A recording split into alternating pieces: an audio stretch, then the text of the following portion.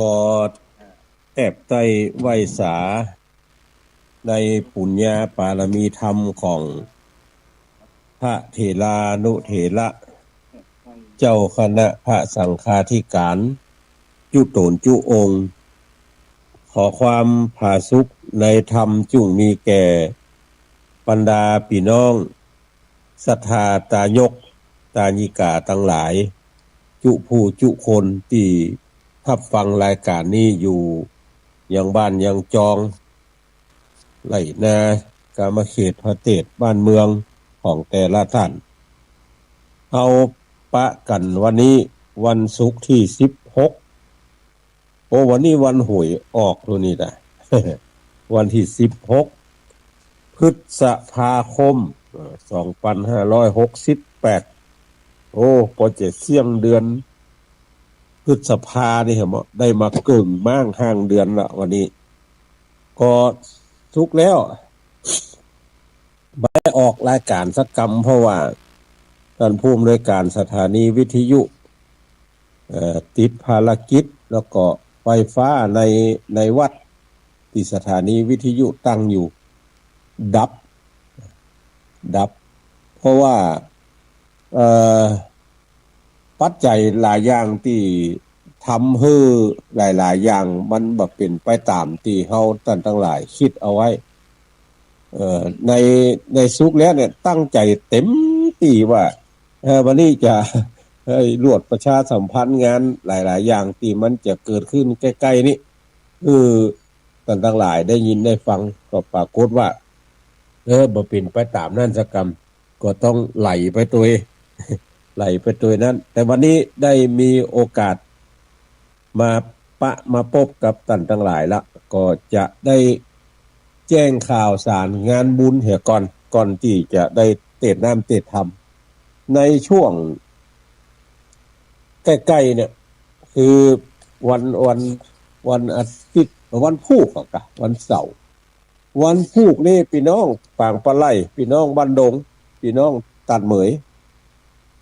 ศรัทธาตีนจองห้องวัดตัดเหมยคาดว่าพ่อหลวงกับทุกเจ้าหลวงก็คงจะแจ้งไปละก็แต่แจ้งตั้งนี้ให้ท่านทั้งหลายได้รับทราบแห่งกรรมแล้วก็พี่น้องเทพเสด็จให้อยู่ใกล้มีจิตอาสาจะไปช่วยกันเตโฮง เพิ่นจะเตโฮงที่วัดตัดเหมยก็ปวกกินละเตอันเก่าแล้วจะแปลงอันใหม่ก็ไปช่วยกันเด้อวันพุธแล้ววันที่19นี่เป็นวันคล้ายวันเกิดของตู้ลุงดอยหลวงปู่ดอยหลวงปู่พระครูปฏิภาณธรรมทินที่วัดดอยจอมพออรัญญวิเวกคีรีดอยจอมพอตำบลเวียงอำเภอเวียงป่าเป้าจังหวัดเชียงใหม่ก็ได้กราบอาราธนาพระเถรานุเถระหลายตนหลายองค์โดยเฉพาะอย่างยิ่งแล้วหลวงพ่อพระครูสุจิตานุรักษ์เจ้าคณะอำเภอฝางอาตมาภาพได้โทรไป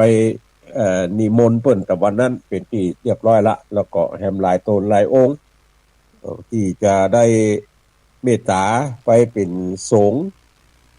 เจริญพระพุทธมนต์สืบโหราจตาให้หลวงปู่อายุได้78ปีนี้ละ78 79 80นี่จะออกเหรียญให้หลวงปู่ละพอ80ปีละจะออกเหรียญละตอนนี้78ก็รอ2ปีจะออกเหรียญก็เชิญชวนเด้อมวลบรรดาพี่น้องศรัทธาทั้งหลายไปจะเอาโรงทานไปจะไปรับเป็นเจ้าภาพอันนั้นอันนี้ก็ติดต่อที่หลวงปู่โดยตรงเนาะวันที่19พฤษภาเนี่ยวันจันทร์วันศีลเนี่ย8ค่ำเนี่ยเดือนแฮม8ค่ำวันอาถมีบูชานี่วันที่19นี่เป็นวันคล้ายวันเกิดหลวงปู่ก็ไปร่วมกินหอมตาลด้วยกันเด้อแล้วก็ตั้งผู้อำนวยการสถานีวิทยุคลื่นสีขาวได้นิมนต์ครูบาอาจารย์แล้วนะครับวันที่25พฤษภานี่วันที่25พฤษภาวันอาทิตย์ก็นิมนต์มาร่วมประชุมปรึกษาหารือกันที่เกี่ยวกับงานหล่อเทียนภาษาเป็นปีที่18ก็เฮาได้ทำมา18ปีละว่าความก้าวหน้า แล้วก็สถานที่แต่ละแห่งจะเป็นจะได้จะมาสรุปกันในวันที่25นี้แล้วก็จะหาทิศทางคือจะร่วมกันต่อไปในทิศทางไหนแถมมันจะต้องเอาอันเก่ามาถอดบทเรียนถอดบทเรียนแล้วก็เอาอันใหม่มาทำแหมต่อไปคือมันการกุ่งรุ่งเรืองต่อไปแถมเพราะนั้นวันที่25ก่อนนิมนต์พระสงฆ์นักจัดรายการนะครับนิมนต์มาฉันเพลเพแต่ก็ขอร้องว่าใครจะมาฉันเพลเพขอฮือแจ้งมากำผมจะได้เตรียมภัตตาหารเพลจะได้เตรียมภัตตาหารเพลก็เดี๋ยวถ้ามาน้อยเตรียมไว้นักมันก็จะเหลือถ้ามานักเตรียมไว้น้อยมันก็จะวิทย์เพราะว่าวัดไก่กาดมันจะต้องแจ้งกันก่อนว่าใครจะมาฉันภัตตาหารเพลพร้อมก็เชิญชวนข้าราชการหรือฆราวาสที่เป็นนักจัดรายการตัวเด้อท่านทางผู้อำนวยการสถานีวิทยุคลื่นสีขาวก็ได้แจ้งไปเรียบร้อยแล้ววันที่25แล้วก็มีแห่มหลายๆงานที่จะต้องต้องจากกันอันนี้ก็เอาไปไว้ท้ายรายการตอนนี้ก็ขอเชิญท่านทั้งหลายได้รับฟังธรรมเทศนาวันนี้ออกใจ จะเทศน์ทำเมืองถึงแม้ว่าเสียงจะออกหูดังหวาดก็ตามแต่ว่ามันก็จะต้องอนุรักษ์รักษายังหีดหอยเอาไว้หน่อยนึงก็จะเทศน์ทำเมืองวันนี้จะเอาเรื่องเตโจยาโมนี่มีถึงหมดกันอยู่3ผูกวันนี้จะเอาผูกแรกจะเอาผูกแรกมาแล้วก็พระธรรมเทศนากับเนี่ยเพิ่นได้ทำไว้ตะเมินล่ะพิมพ์ที่วัฒนาการพิมพ์เลขที่15ถนนจ้างเผือกซอย3บุญ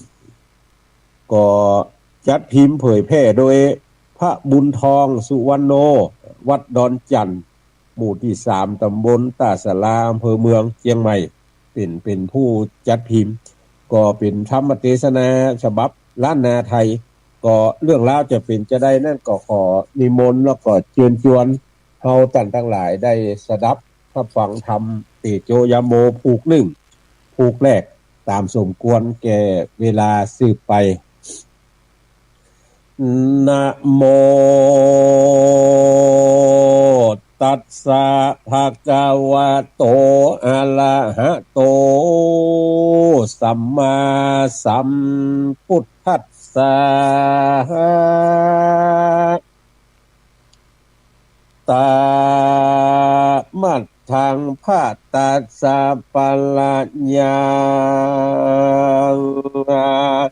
ธรรมเตสะนังอาหาริตัวสัมมาสัมพุทธเจ้าปางเมื่อยังไปเข้าสู่นิพพานภาตัสสะโพนสัพพัญโยตัญญาณปางเมื่อตานใดฉันกินหมูง่วนเข้าพระเป็นเจ้าก็มาแสดงอาการปั่นเวมนมานก็มาพระจนตอบสายปิดง่วนลายก็มาสวาดในพระองค์ตาลก็โปงสังขารธรรมองค์ตาลพระก็ลวดนิพพานตาลก็ปาพระอานนท์ผู้เป็นน้องเสด็จออกจากห้องวิหารเพราะตัญญาณลุ่งคอนไปลอดห้องดงดำเพราะเวรกรรมมาลอดจิงย่างจอดฝั่งน้ำกาลูพระพุทโธก็มายินลำบากปิดว่อนก็มาสวานหากเหลือใจก็จริงใจอานนท์ไปตักน้ำในฝั่งกล้ำนาตีอานนท์ก็ยออัญจุลีขาบไว้ฮับบาทไทยสู่กงกาปุญ นดีสังกาเจนล่ำก็มาหันน้ำขุนมัวดำอานนท์ก็ตักเอาตามตีน้ำขุนกันว่าโป้นจากหันหลอดไปบนน้ำก็มาบันดลใสดังเก่ากันว่าลงตักแหมเราน้ำก็มาขุ่นมัวดำเป็นแต่กรรมวิบากจาดแล้วหากมาตันปุณอัศจรรย์แต่ใบจิ้งขาบไว้สับปัญญูวาพันเตข้าแด่พระพุทธเจ้าโตนเป็นปิ่นเงาเจื้อศรัทธาข้ายินสังกายิ่งล้ำอันวานน้ำก็เหมือนมีจิตใจกันว่าข้าลงไปก็ขุ่นเป็นมุกมุ่นมัวดำกันตักมาแล้วก็ใส่งามจะจนข้าบ่หอนเกยหานจักเป็นเหตุสันใดจาพระสัทธาสัพพัญญูตนวิเศษยิ่งเล่าเหตุแต่ปลายหลังกรรมเว้นยังปางก่อนบ่หอนเว้นใดและอานนท์ตานจุงตักเอาน้ำนั่นมาเตอะเราก็จักฉันบัดนี้นาพระอานนท์จิ้งกราบไว้ว่าพันเตข้าแด่พระพุทธเจ้าโตนวิเศษขอไขแจ้งเหตุเวรกรรมอันได้กระทำปางก่อนเธอผู้ข้าได้ฟังและจำจื่อไว้เอาเป็นไม้ไตสองโลกาขอปอ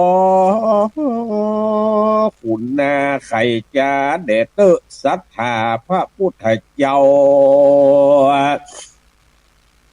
ตนองค์อาจก็รับลาจนาเทศนาไปปลายนาตานจุงดังทาดาฟังแต่ก่อนก็ยังมีสองสหายวายนา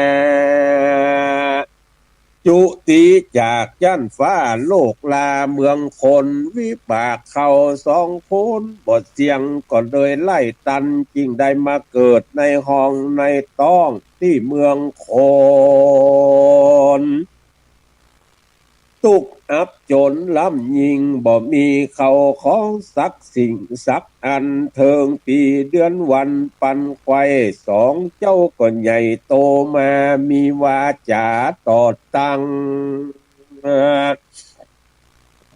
เอากันเป็นมิตรสหายสืบไปปลายนาต่างก็มาจ่าซึ่งกันและกันว่าเฮาใหญ่มาเมื่อนาคนใดตกถอยจ้าทาลนก็ฮือเอากันเป็นมิตรสืบมาคนใดมั่งบุญหลายหลากหลายเข้าของหากมีลายมีงัวควายจ้างมามีแผ่นผ้านุ่งหัวใบเข้าน้ำปัจจัยตุ้นเต้าเป็นเจ้าแก่เงินคำคนใดตกเบียหำตุกยาก็อย่าได้พรากเสียกันเตอะเนอเสียวเฮยตะโตปัฏฐานยะแลกแต่นั่นไปนาสองเขือใหญ่โตมาปิตามารดาทั้งสองฝ่ายก็มาใส่ชื่อเด็กน้อยฝ่ายหนึ่งใส่ชื่อว่าเตโจฝ่ายหนึ่งก็ตั้งชื่อว่ายาโมสองสหายใหญ่โตมาเป็นหนุ่มก็ได้เมียในคุ้มวังเศรษฐีเตโจก็ได้นางจันตายาโมก็มาได้นางมาลิกาก็ปากันมาตั้งคาวาเตโจอยู่หนวันตกยาโมอยู่หนวันออกบานตานเศรษฐีก็มีหันและนาส่วนเตโจกับจันตาผัวเมียกู้นี้นาฮัก กันแปลงกันอย่างดีเลิศเป็นผัวเป็นเมียกู้พาเสิร์ชเลิศนักหนาเป็นเนื้อกู้กันมาจาดแล้วเป็นผัวแก้วเมียแสงบ่นายแนงละควางเขาก็จ้างเสาะหากันมีความคิดหันถูกต้องเหมือนพี่น้องสืบสายกันมากำปากกำจาก็มาอ่อนอ้อยตานพลอยก็มาวอนใจบ่มีไผเพียบใดจันตาหน้าไทยแม่เฮือนดีเป็นยอดอิทธิจบฉลาดมีความสามารถทางการอดทนทานลำบากเอิงว่าทุกข์ยากก็อดทนเมื่อความโจรมาถูกต้องก็บ่จมฟ้องแก่เตโจรดับความโมโหคิวโคตรก็กลัวยังบาปและโทษเกิดแก่ตัวนางบ่จากำพรางจุหลอกบ่คิดนอกใจผัวบ่เมามัวเอี่ยวเล่นบ่หลีกเว้นจากตางตานเต้าละเว้นหานจากทางอบายมีความละอายต่อบาปอยู่ตามสภาพไม่ยิงดีเอากันเติมหัวตีบ่มีสังสักอย่างเมื่อเอากันใหม่ๆนั้นบานก็แห่งอยู่ต้องมุงคาตุกไล่นักหนาก็มายิ่งเรือเขาบ่หูเบาใจง่ายบ่เล่นจู้ไม้มายาหัวไปมาก็มาแต่งตอนบ่เดือดร้อนแก่สามีจากกรรมดีอืดอ่อนบ่เดือดร้อนลำคาญแต่งอาหารคาบเขา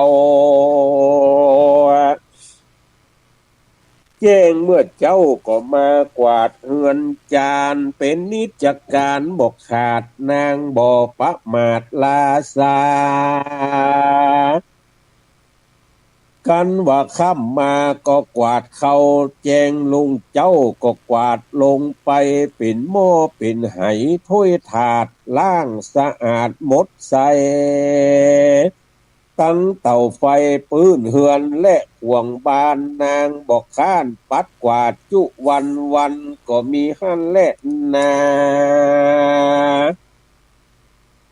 ส่วนว่ายาโมกับนางมานิกาผู้ใจกาพอดูนาบ่จื่นบ่ปานบ่งามไผ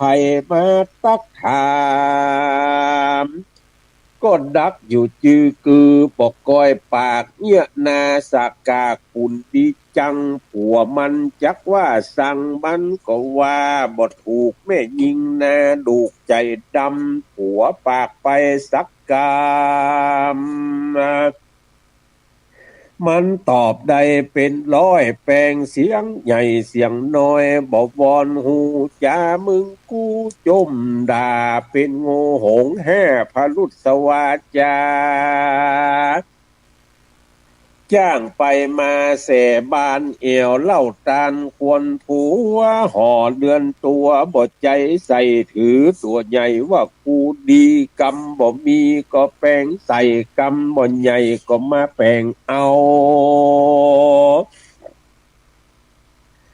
กูบ่เล่าปัญญาบอกกวางกูบ่ล่างฟังกำผัวกูบอกกลัวนี่ป้ายปุ่นดีนายดีจังกูบอกวังเป็นดีมีห่างถึงเป็นเจ้าจ้างกูก็บ่ยินดีคนใจมีก็จอบสู้ถามเป็นจู้อยู่ลายคนอันนี้และนาโบราณว่าแม่ยิงแม่ยางแม่กลางกายหัวแม่หัวกายขมแม่จมฮึบอัว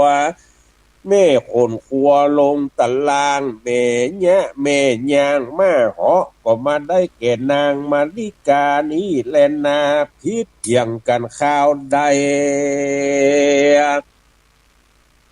เมียก็เปียมีดมาฟันบุงฟันเปียดฟันซาผัวก็บุบมอตีให้ต่างก็หนีกันไปเดือดดาหายโคตรกาหายเกียรติก็ปากันนาคตเขาเหยียดนะฮะของใหม่มาแตนเจ็บยิ่งกว่าต่อกว่าแตนเดือดไม่ของเก่าที่มีไว้ก็บางมาย่อยปังลงไปพิษเถียงกันเมื่อใดข้าวใดก็หนีไปอยู่กับพ่อกับแม่ถึงที่เต้ก็บ่โปนบ่ปอบ่ขาดกัน2-3 วันก็พี่คืนมาแถมเล่าสะนาตัวเก่าบึดปึดเสือฮือเปิ้นหันหลังกันมีสั่งลังเก็บไว้ต่างคนก็ต่างใจตั้งเก้าหาใหม่เมื่อคืนดีผัวเป็นผีเมียเป็นเพศก็เป็นเหตุชิบหายและนาตี้นั่นนาสองเท่าเศรษฐีก็มาคึดแก่ในใจว่าเป็นสันใดนี้นอผัวเมียกู้นี้พิษเถียงกันก็บอกขาดนะวันค่ำปอบ่ได้ยินกำปากที่ดีกันผัวตีเมียก็ด่ากันผัวว่าเมียก็เถียงให้หุยเสียงเดือดกองเสียงสั่งเสียงร้องจุวันเขาจ้างเสาะหากันเต้ตักผัวเพศเมียยักหอยไรจังไรกูลองใจดูเขาก่อนให้เขาผ่อนเบาลงก็เอาคำปันใส่ถงออกบานจิ้งก่าวตาลซึ่งยาโมวาสูจุงดับโมโหเดือดบานตู่ข้าตั้งหลายนี่ขี้ข้านได้ยินอยู่ดักกินเสียพ่องปอบ่ท่าหาจ้องผิดและเถียงกันเสียงมีดนั้นดังอีตัวเรานี้ก็มาห้อนอกตกใจกันสองเขือกับสองเขือเจ้าเตดดีหลีปัดนี้เราเอาคำดีมาปันหนึ่งมาจ้างฮื้อสู่เจ้าบ่ฮื้อผิดอย่างกันฮื้อกุม7 วันแดดเตอะกันสู่อดใดดังอันก็จักยกคำนี้ไว้แถมจ้างมางัวควายเอาไว้ขายจ่ายซื้อนะปอจักยกบ่เอาคืนจุ่งแปลงใจยาวยืนหิหาไปตั้งนาแม้นว่าจักขายและจักกาก็คือมีกำให้งามพ่อแม่ขอห้ามปามดังสองเขือเจ้าเป็นลูกเต่าเดือดหอนั้นเหือนนั้นเล่าห้อนเขาของเงินคำกันผัวหมิ่นเมียดำเงินคำก็อยู่บทใดห้อนไม่เหมือนไฟโลนนะ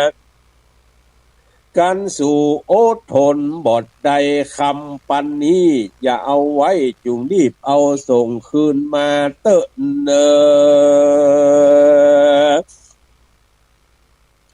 ทัดแต่นั่นไปปลายนาก็เอาคำแถมปันหนึ่งไปบานเตโจและจันตาตานจิ้งเจียนจาก่าวตานว่าเตโจเฮยลูกเต่าพ่อแม่สองเท่าก็ยังมาม่วนงานใจว่าสู่เอากันสันใดสั่งมาดักเย็นเจนล้ำเหมือนเฮือนบ่มีคนนะหรือว่าสู่ตกจนลำบากรับความทุกข์ยากเหลือใจเป็นวัดไอเมยไข่หรือเน็ดเลยกระทำการอดกันอยากอาหารคาบมือบ่มีสั่งจ่ายบ่มีสั่งซื้อเข้าน้ำเลี้ยงดูกัน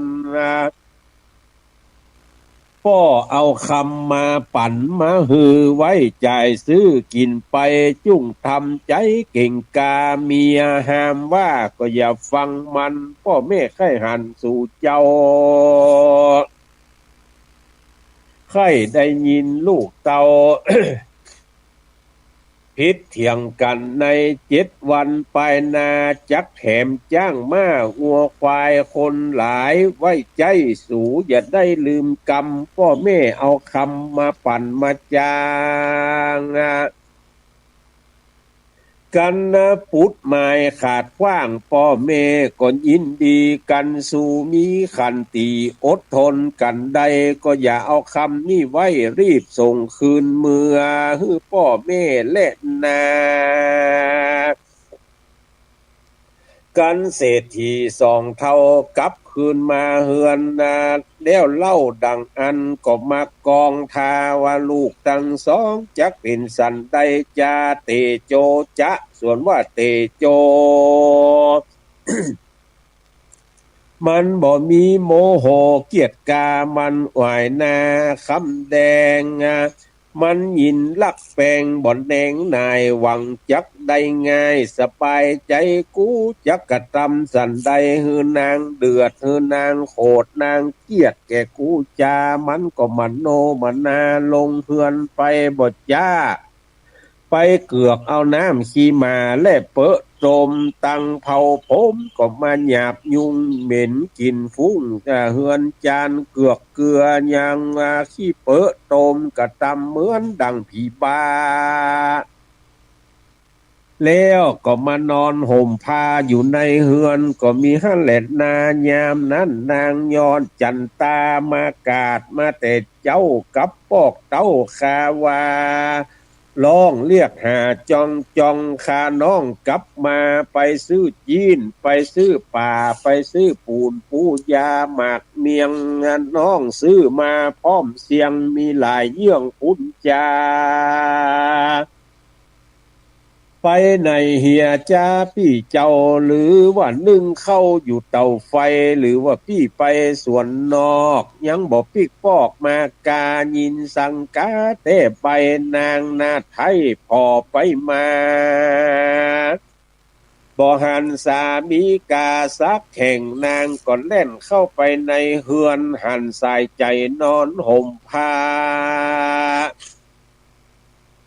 ตามตาเล็ดนามีกาขี้เปอะตมเหมือนเป็นลมบากังนอนน้ำตานางหลังละไหลตกอกเฮยอกเจ้าคาน้องลาก็ก้อยนั่งลงดูว่าโอยน้อกูดังอี เดิมก่อนนี้บ่มีมายอหัตถาขาบไว้ปีไทยเป็นสังจาหรือผีมาสึงเขาหรือว่ากินเหล้าเมายาบอกเคยหันกินมาแต่ก่อนหรือว่าผีสอนเขาสึงลมขึ้นตึงใจสั่นลมให้ปั่นไปในจักเงียสันใดนี้จาเตโจก็มาทะลิล่องด่าว่าอีจันตามึงเข้ามาสั่งนีกูบ่ใจผัวมึงอีสึงตึงหัววอกยิงศอกกอกใจหมามึงอย่ามาอยู่ไกลมึงบาปไปใจดำและนามึงเฮยส่วนจันตานาดน้องนางก็โศกต้องโศกากึดไปมาทวนทีผัวคาน้องนี้มีเยื่องมาคุยหรือผีมาเข้าจักไปหาหมอเท่าไปถามหมอดูลื่นรวดว่าผีใครกินหมูกินไก่คอป้อหมอมาใส่บักบนจะเล่นนายามนั่นเตโจใจมากึดใจทวนทีกลัวบอดีกับตัวจักมองมัวไปนาจิ้งบอกน้องลาเมียแปลงว่าบ่เปป้อบ่เป็นผีปลาและผีตือป้อบ่เป็นผีซื้อและเป็นผีกะผีปอบเข้ามาครอบงำกูยินอินดูน้องแก้วปีหูคิงมาแล้วน้องแก้วอย่าไปเลย สายใจเฮ้ยเจ้าปีเมื่อเจ้านี่ปี้เมาหัวก็หู้สึกตัวสักหยาดได้ปั้งป้าทำไปสายใจก็อย่าได้ถือโตดขอน้องโปรดอภัยปีนั่นจันตายอดสายใจก็จิ้งตักเอาน้ำใส่สะอาดมาล้างลดลาดหัวโตนล้างผมและหัวสวยนาเปลี่ยนเสื้อผ้าขัวใบล้างเรือนในและเรือนนอกนางนาดน้องเล่งดาตำยังของกินลำหลายอย่างตั้งของว่างของข้าวกันว่ากินอาหารอิ่มแล้วจริงบอกจวนน้องเกี้ยวจันตาว่าสายตาเฮ้ยน้องเนาจุ้งห่อเข้าถงปลาไปหาป่ากอกกังตามเสดังในดงเจ้าจุ้งสปายทงไปก่อนคาพี่จักเอามีดพระกัวตยจอมและนานางจันตาเกี่ยวเกวนนางตกแต่งดาคัวไปกับหัวในป่าเตียวสอดล่าดงไพรที่ไหนตัดใดเป็นโคเป็นคุ้มปานางบุบุญดงน้ำโซ่เครือขามก็จ่องบ่มีจ่องต่างเดินเป็นปะเลินลงโหยต่างหลิงจ้อยผ่าจันก็กอยเกาะพันเปียงปีนยุงและหินก็มาคบคันนางก็บ่ลำพันจมสามมาปีนเปียงคามดอยจันกันว่าโป้นสันเขาใหญ่ก็หันหมูไก่ลวงลายบอกคือนายน้องลักไก่จาดนักฝูงนี่เป็นไก่เล่านามาหากินสั่งจาในป่าปากันล่ากินไก่ก็จุ้งไล่ตังหมูเข้าไปอยู่บ้านเรานาจันตาน้องก็ไล่ฝูงไก่ตั้งหลายว่าจุ้งเมื่อเล่าเมื่อลังหากินสั่งในป่ามาสอดล่ากินไก่ที่นั่นนาฝูงไก่ก็บินไปเป็นหมู่ไปอยู่ปื้นเฮือนนางก็มีแลเตโจกับจันตาเดินตามมักกาป่าใหญ่ก็ไปหันใส่หมูงัวควายจ้างมาหลายมีบ่อนน้อยนับเป็นร้อยเป็นปานนะเตโจมันบอกไก่แล่นขึ้นต้นไม้ร้องออกได้ว่าอกปุโธเฮ้ยแล้วเตโจก็เร็วขึ้นพอบอกนางแก้วจันตาน้องไทยว่านางจุงไล่งัวควายจ้างมาลายหมู่นั่นเข้าสู่บ้านเรานาจันตาก็ไล่นาสัตว์ฝูงใหญ่ด้วยสัญญาณว่าจุ้งปากันเมื่อสู่ไปอยู่บ้านเรานาก็ย้อนเทวดาช่วยแต่งตาลช่วยตามกำจาเทวดาขุนนาจันตาน้องเนาบอกคัดขืนกำเจ้าผัวควรก็มีฮันเล่นนากันออกจากที่นั่นก็ปากันขึ้นห้อมโหยดงปากเวย่างหวังป่าเตโจก็มโนมันนางมเอาป่าแต่ปากกังป่าดุกป่าอุยดุกด้านดังนั้นคือนางจันตาน้อง ลงงมมีแต่เปอะแต่ตมงมมาใส่ของนางจันตานาดน้องก็บอกอืดโอ้ยคางหมายว่าจักคือป่าปักมือนางร้องให้เจ็บปวดก็ลางว่าลวดผิดกันเตโจก็งงบ่นย่างได้ปากกังว่าปลาดุกเตโจจุกยืนพอในบ่อปลาดุกสแลมมาบ่มีปลาอื่นมาแกมบอกจันตาว่าปากกังตะใจขัดใจไวอย่าหยุดยั้งปากกังรีบงมเอาอย่าจุกเศร้าบดยามันบดท่าเรานา จิ้งงมเอากำเอามาหยัดจ้าน้องบอดทาตัวปักมือแล้วจริงจักได้แหละนาส่วนจันตาก็มางมเอาป่าอยู่จะใจกันใดก็ยื่นเฮือสามิกาป้าบ่ปักมือนางใดย้อนเตปะไทยขุนนาก็มีฮั่นแลนายามนั้นสองขาผัวเมียก็ปากันไปเถิงมาขาที่ถิ่นดอยจันห้อมโหยเป็นป่ากล้วยหากจืมจำเป็นดงดำกลางป่าไปหันพาลูกจ้างมูกอยู่หันโอโซ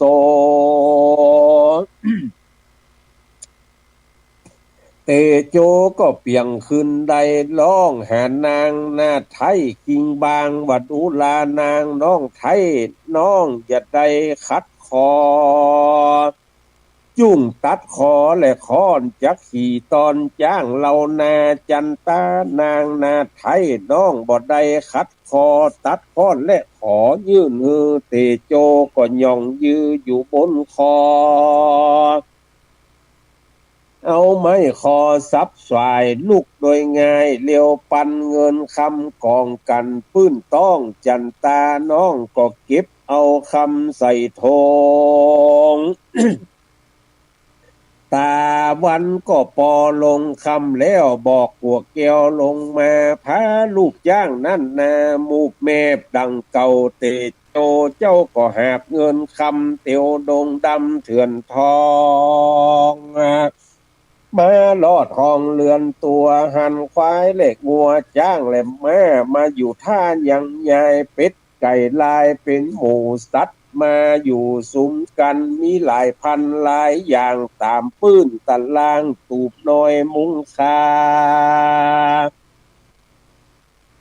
วันนี้ก็หากเป็นสองบุญเราลาดอดเนากันถึงวันลุงเจ้าสองเจ้าหันตาคำแดงมีใจฮักแปงไข่ใดสองเศรษฐี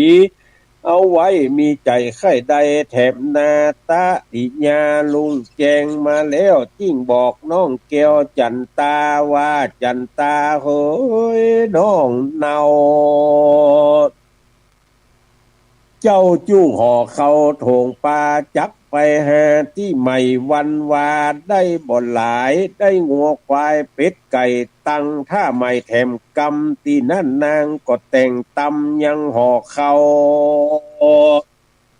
ไปป้าตามผัวขวัญไปปะหันหนองกวางเป็นตาตั้งแม่สาคอนปูปลาซ้อนเป็นหมู่กุ้งเนียวกู้ปูหอยตามปุ้ยย่อยลุ่มน้ำบัวกาบจ้ำจังก่อนดอกป้านซอนผักบุงผักสมกุ้งและปุ่มปลาผักตบชวาและผักแว่นนกบินแอนแล่นไปมามีตังกาอยู่น้ำกาใจจ้ำดำไก่นกซอนไหลไก่ที่นกเป็ดฮีอยู่หิมนองตั้งป่ากองป่าหลาดป่าสวาดป่าสะโดป่าโกโหแปบอ้าวตั้งป่าข้าวป่ามันป่านวลจันป่าบึกเต้นเวนปึกไปมาตั้งแมงดาเนียงเหนียวตั้งป่าเหยียนเกี่ยวในดินซอกหากินลุ่มน้ำลอยละเลื่อนไปมาฐานะที่นั่นนาเป็นที่พญานาเคยมาอาบล่าเล่นบ่วางเว้นสักวันตั้งสองก็จากกันจะใจว่าจักไปหากาบไม่มาแปลงข้าโจใหญ่ฮะวังวันนี้ก็ล่างได้สมหวังฮะหนองวังใหญ่กว้างเปลี่ยนกันฮะกันย่างก็ล่างว่าแหงขอดเถิงดินและนาเตโจหน่อไทยก็ไปเก็บเอากาบไม้ฮะได้สองสามกำจิงเลียวถามน้องแก้วแหงกองเลี้ยวก็การนางจอมคิงบางก็ตันตอบน้องหันยอบลงไปหน่อยหนึ่ง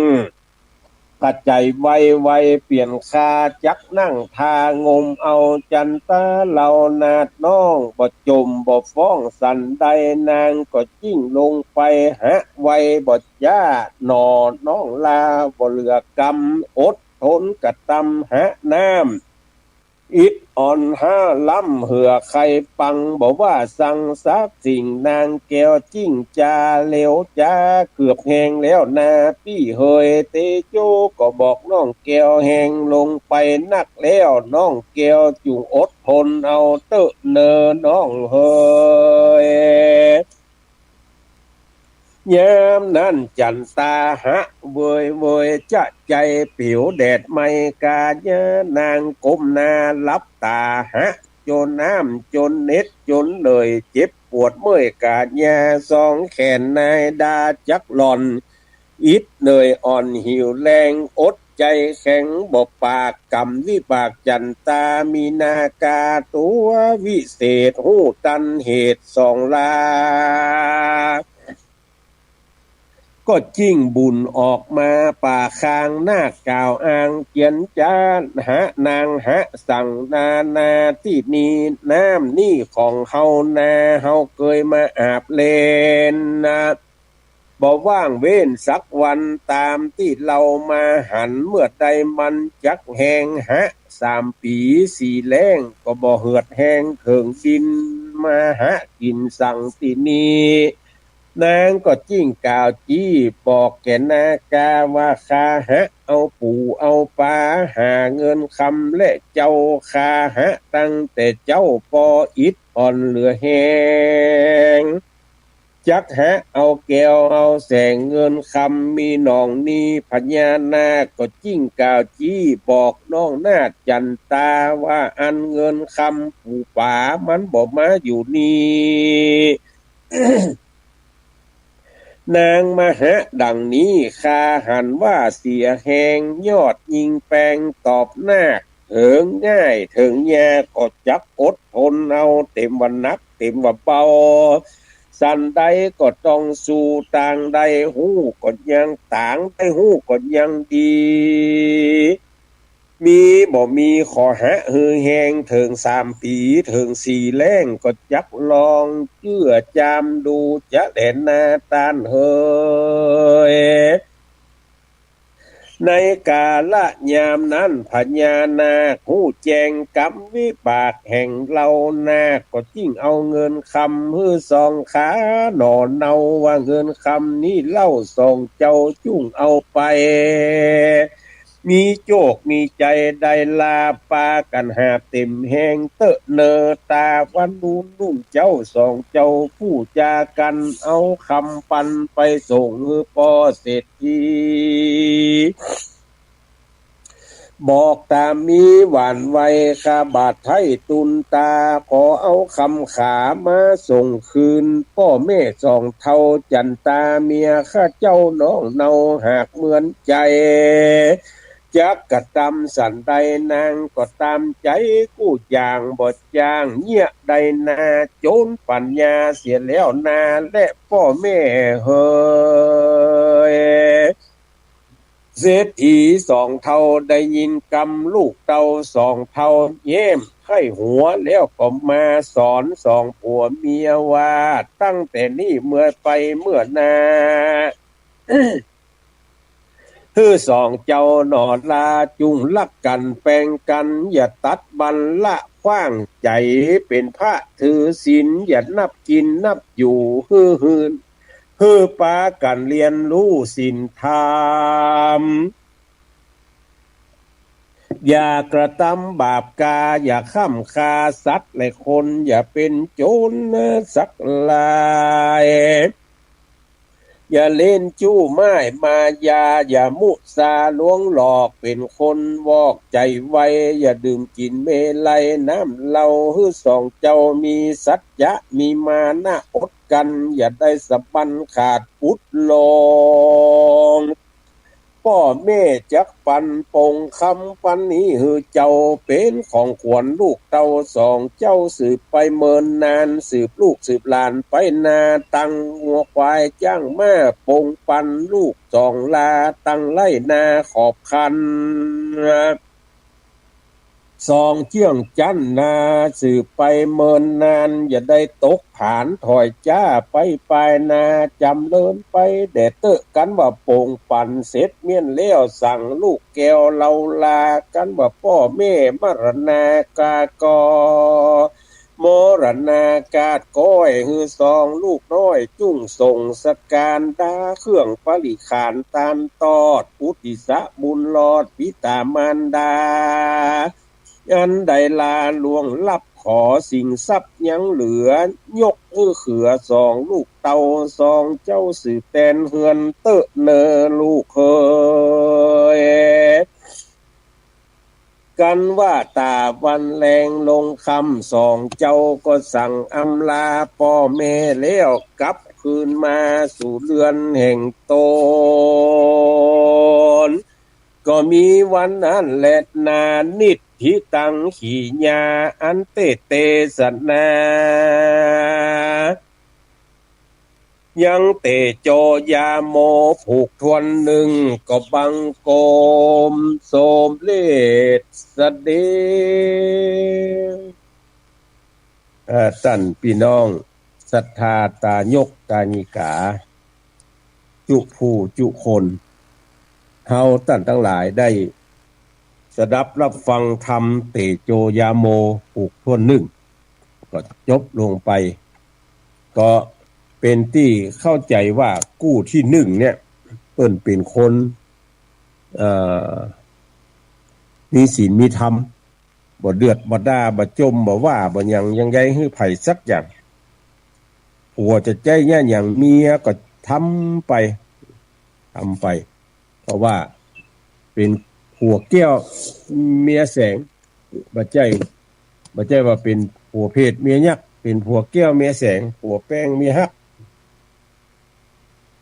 ก็เป็นกู้ที่ดีที่เขาได้ฟังพระธรรมเทศนาในผูกนี้ก็สุขแน่ถ้าบ่มีอันอย่างใดที่มาเกิดเกิง ก็จะได้เอาทำเตโจยาโมผูกท่อนสองมาเทศนาให้ท่านทั้งหลายได้ฟังไปแถบในเนื้อหาสาระของพระธรรมเทศนาผูกเนี้ยก็ได้อู้ถึงคุณธรรมของพ่อของแม่ผู้เศรษฐีเนี่ยเมื่อหันว่าลูกกระทำดีแล้วก็มาเตือมหนุนสั่งสอนลูกเต้าแถมเพราะว่าพ่อแม่นี่มันเป็นครูคนทนหนึ่งคนทนสองครูคนทนหนึ่งครูคนทนสองเป็นได้ว่าพ่อแม่ถึงเป็นครูคนทนหนึ่งทนสองเพราะว่าบัณฑิตนักปราชญ์ทั้งหลายกล่าวเอาไว้ว่าครู8คนในชีวิตของเฮาท่านทั้งหลายเนี่ยมันมีครูอยู่8คนที่สอนคำว่าครูนี่คือเป็นผู้สั่งสอนแนะนำคือได้วิชาปัญญาครู8คนมีไผ่พ่องครูคนแรกที่สอนให้เฮาเป็นคนดี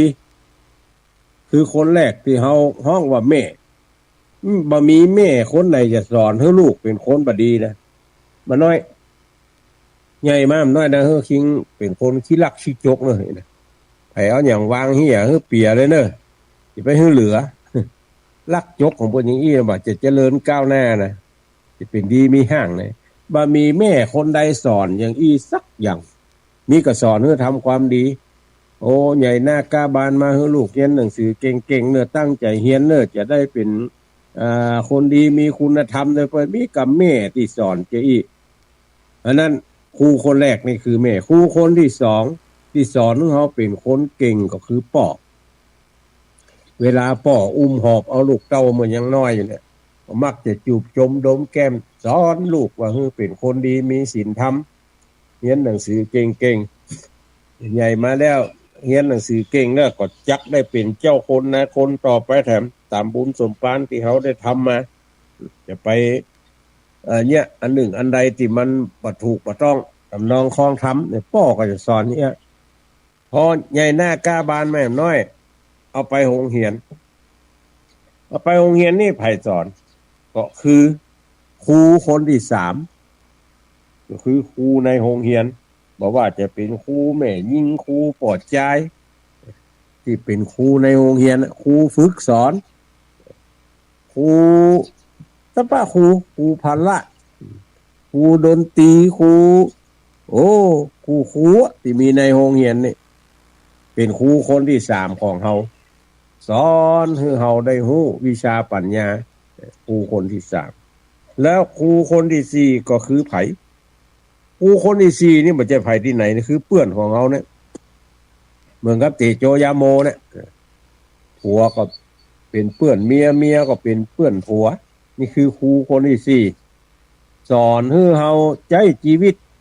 อยู่ได้ในสังคมครูคนที่หนึ่งคือแม่สอนเขาเป็นคนดีครูคนที่สองคือพ่อสอนเขาเป็นคนเก่งซะปะครูคนที่สามนี่เป็นคนที่สอนให้เขาอ่านออกเขียนได้นี่กอไก่ขอไข่ขอขวดคอควายคอคนคอละคังงองูจอจานว่าไปนี่คือครูคนที่อยู่ในโรงเรียนสอนเขาอ่านออกเขียนได้และครูคนที่สี่ก็สำคัญเหมือนกันสอนให้เขาใช้ชีวิตอยู่ในสังคมก็คือเพื่อนดีเพื่อนบดีเนี่ยสอนเพื่อนบดีก็สอนเขาคิดได้เพื่อนดีก็สอนเขาคิดได้แล้วครูคนที่ห้าสอนให้เขาใช้ชีวิตกู้สอนเขาใช้ชีวิตกู้คือไผ่คือกู้ครองของเขาอันนี้ครูคนที่ห้าครูคนที่หกสอนให้เขารู้จักการฮื้อหรือการให้เนี่ยการฮื้อสปะฮื้ออภัยฮื้อทรัพย์สิ่งของฮื้อฮื้อกูยังเลยครูคนนี้สอนเขาคือไผ่ก็คือลูกใครได้อย่างเขาจะฮื้อหมดบางทีก็หาบ่แม่ก็เซาะนะคือลูกคนนี้สอนเขาตั้งหลายคือเป็นคนที่ฮื้อสัพปะสอนเขาตั้งหลายอยู่เรื่อยๆสอนให้เขาเป็นคนฮื้อรู้จักการฮื้อนี่คือลูกครูคนที่เจ็ดสอนเขาฮื้อใจรู้จักคำว่าอภัยคือไผ่คือศัตรูเนี่ยสอนให้เขารู้จักคำว่าอภัยแล้วครูคนสุดท้ายสอนให้เขาเรียนรู้ชีวิตคือไผ่ครูคนสุดท้ายนี่สำคัญเป็นอะไรมันจะไผ่ที่ไหนคือตัวเขาเนี่ยตัวเขานี่แหละสอนให้เขาเรียนรู้ชีวิตเป็นครูคนเดียวที่สอนให้เขารู้ชีวิตดังนั้นครูทั้งหลายเราเนี่ยมันมีประโยชน์มีคุณค่ามีความกระตือรือร้นเป็นผู้มีพระคุณของเขาทั้งหลายเพราะนั้นใครจะไปลืมครูเนอะครูทั้งหลายแล้วนี่อ้าวเหลือเวลาแถม8 นาทีจะเปิดสายให้ท่านทั้งหลายได้โทรมารายงานว่าตั้งใดฝนตกพ้องตั้งใดฟังจากตั้งใดประเดี๋ยวนี้ห้วยตองซักดีละใครจะโทรเข้ามาเนาะ0817964608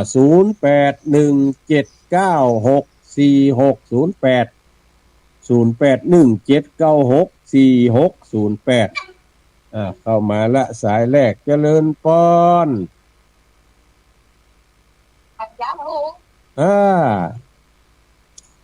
ฮัลโหลไม่ใช่เจ้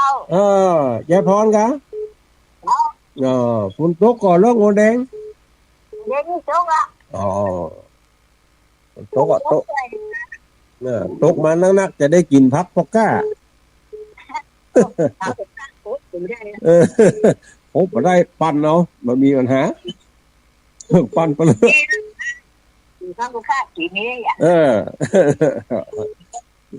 ยินดีเนอะยินดีป้อบุญธรรมสังคำฟันเจริญปอน ครับผม เออ ครับ อ๋อ บ้าน ไปลืมเรื่องวันที่19นะ ครับ 18จะ นั่นแน่นอน 18จะไปนอนแฮมละ อ๋อจะนอนแนวคืนกั เอน อ เนาะ จะไปนอนแฮมคืน อีกทีเอาอันวัดดอยชุมพรไปอยู่จังหวัดเชียงใหม่วันนี้กะ เออ อู้ไปลืมไหมฮะเออ มันอายุนักมากอ่ะ เออให้จะว่าไปเลยอะก็ว่าอยากกินข้าวพุ่นน่ะเดี๋ยวเขาว่าเขาอยากกินข้าวว่าไปเลยละอ่ะงั้นเปลี่ยนมาเดี๋ยวนี้จันอยู่หนอดดอยจอมพออรัญญวิเวกคีรีจังหวัดเชียงรายยินดีเนอะ ครับครับไป เออ จ้า เออ ครับ 4116จากดังใดฮะ จังหวัดภูหนองเจ้า โป่งหนองฝนตกก่อน เจ้าตกอยู่เจ้า อ๋อตกอันแสดงว่าตกทั่วหน้ากันแล้วนี่ก็ตกอยู่เนี่ย คุณจะต้องตกกับเจ้า ตกอยู่นี่ก็ตกอยู่ตกจะหนักกันนะ เฮ็ดถอบออกละก้า ถ้าจะยากข้องเลยเชื่อมันบอกใครมี2-3 ปีแล้วมันไม่ได้ออก เจ้าเฮ็ดตกคนออก เด็ดมูลหาเริ่มออกละแต่เดี๋ยวในแพะก็อย่าค้นอย่างปล่อยละยินดีเนอะ ครับเป็นกำลังใจไปนะ อ่า เจ้า สายต่อไป5742เจริญปอน เจ้ามาราชการเจ้าพระอาจารย์เจ้า ฟังจากกันได้ฮะ จากลำปาง ลำปางฝนตกก็ลำปาง นี่กำลังลง กำลังลงแถมแล้วตกมาแล้วนะก็หลายก็ดีได้ดับห้อนเนี่ยพ่อง มันตกเสียน้ำเจ้าเจ้า นี่มันมีเตือกอ่ะเตือกแต่มีไม่ตกของเขาบัดตกโอ้ยุงปะท้อ มันตกปวดถึง อาจารย์รักษาสุขภาพเลยนะ ขอบคุณเนอะเสียงจะเป็นวัดเฮ้ย ยินดีเนอะเจริญปอน เจ้าค่ะสาธุเจ้ามันคือซ่อนเลยเจ้า อยู่เจ้ซ่อนเมืองปานฝนตกก็เรียบเลยนี่แล้วพูดมืดทึกเลย โต๊ะกับเจ้าโต๊ะเป็นวันขำขึ้นหูเจ้าแต่ว่ากับวันขำเจ้า ดีละตกทั้งเนี่ยทั้งบนดอยบนเขาน้ำจะได้ต้นไม้จะได้เก็บน้ำ น่าจะเจ้าถ้าเตี้ยดีเนอร์เจ้า ยินดีเนอะ เจ้ากลับไปสาเจ้า แคมซ้าย58เจริญปอน ไปสาครับตุลุง เนี่ยครับนี่ ฝนตกก่อนนะน้อย ครับทุกขนาดนะครับ โอ้ นี่ใช่วัดพระอยู่ครับพ่อ กันสักนิด ยินดีเนอะ ครับฟังตั้งแต่5 โมงแล้วนะครับ ยินดีเนอะขอบคุณใจทุกทำให้ขอดูที่จุกกันเลยลุงเลยลุงแกหลังต่อไปครับครับแบบนี้นะครับเติมเป็นทองลุงอยู่ครับ ขอบคุณเนอะจะเริ่มก่อนปอนครบถ้วนขบวนการละเดี๋ยวเวลาให้1 นาทีก็ประชาสัมพันธ์ท่านทั้งหลายนะครับทราบกำเนิดขอแก้ข่าวตะกี้บอกว่าดอยจอมพออยู่จังหวัดเชียงใหม่วะ อยู่จังหวัดเชียงรายอำเภอเวียงป่าเป้าตำบลเวียงจังหวัดเชียงรายเพิ่นจะมีงานมาที่19นี่วันพุธวันฮือนี่เนอะเชิญชวนเฮาท่านทั้งหลายไปร่วมกินหอมตาลโดยตู้ลุงดอยกันจะเอาโรงทานไปก็ได้บ่สะดวกที่จะเอาโรงทานนะจะมีกระซองอย่างเดียวก็ได้บ่ได้ว่ากันก็เชิญชวนไปร่วมกินหอมตาลด้วยกันเด้อใช้เวลาตั้งสถานีมาครบถ้วนขบวนการละจะได้นำรายการนี้จากท่านทั้งหลายไปก่อนวันศุกร์หน้าก้อยมาปะกันแถมจัตตาโลธรรมาวัฏันติอายุวันโนสุขังปะลา